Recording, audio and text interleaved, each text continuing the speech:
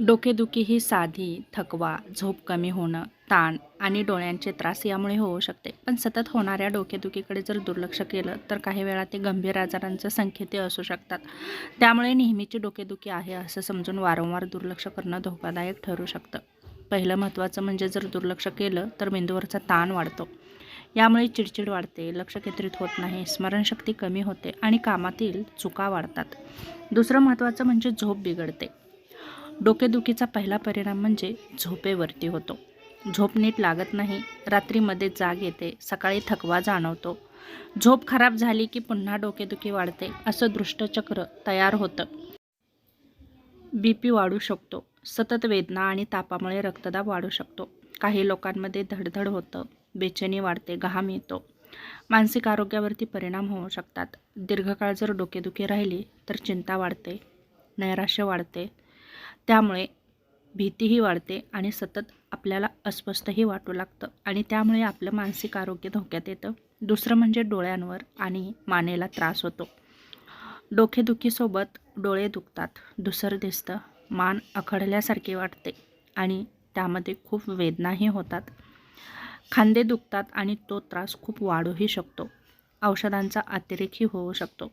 बऱ्याच जणांना सवय लागते, डोकं दुखली की गोळी घ्या, पण वारंवार जर पेन किलर घेतली तर किडनीवरती ताण येतो, लिव्हरचं नुकसान होऊ शकतं, पोटाचे अल्सर होऊ शकतात. औषधामुळेच पुन्हा डोकेदुखी असा त्रास होऊ शकतो. यामध्ये गंभीर आजारही दडलेला असू शकतो. काही वेळा डोकेदुखी ही खालील समस्यांची सुरुवातही असू शकते, जसं की हाय BP, मायग्रेन, सायनस, मेंदूवरील रक्तस्राव, ब्रेन ट्यूमर, स्ट्रोक किंवा मेंदूतील इन्फेक्शन. जर वेळेवर तपासणी केली नाही तर धोका वाढू शकतो आणि ही लक्षणे असतील तर मग मात्र तुम्ही नक्कीच डॉक्टरांकडे जा आणि योग्य ती तपासणी करून घ्या. जर डोकेदुखीसोबत जर ही लक्षणे दिसत असतील, जसं की अचानक खूप तीव्र वेदना होणं, बोलण्यात अडचण निर्माण होणं, हातपाय सुन्न होणं, चक्कर येणं, उलट्या होणं, तापासोबत डोकेदुखी होणं, दिसण्यातील बदल, वारंवार बेशुद्ध पडणं. डोकेदुखी टाळण्यासाठी काय करावं तर पुरेशी झोप घ्या, भरपूर पाणी प्या, मोबाईल स्क्रीनचा वापर कमी करा, वेळेवर जेवण करा. यासारख्या गोष्टी जरी तुम्ही केल्या तरी बराच फरक पडू शकतो. दुसरं म्हणजे ताण कमी करा, रोज हलका व्यायाम करा, BP आणि साखर तपासत राहा.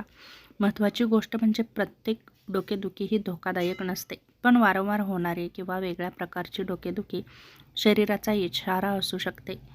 शरीर सतत काहीतरी सांगत असतं आणि ते वेळेवर समजून घेणं खूप महत्त्वाचं असतं. तेव्हा शरीर जे लक्षणं दाखवतं त्याकडे दुर्लक्ष न करता वेळीच उपचार घ्या, बराच फरक पडतो.